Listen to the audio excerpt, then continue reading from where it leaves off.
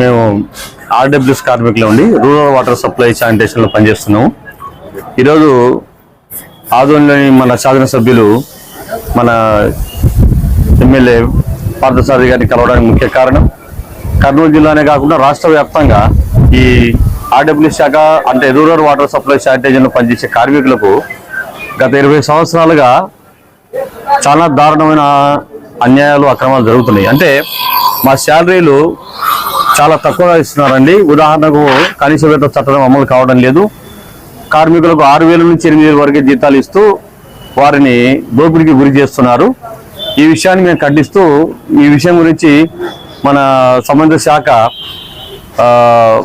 RWS శాఖకు సంబంధించిన మంత్రి పవన్ కళ్యాణ్ గారి దృష్టికి తీసుకెళ్లడానికి ఈ సమస్యను మన ఎమ్మెల్యే గారి దృష్టికి తీసుకొచ్చాం.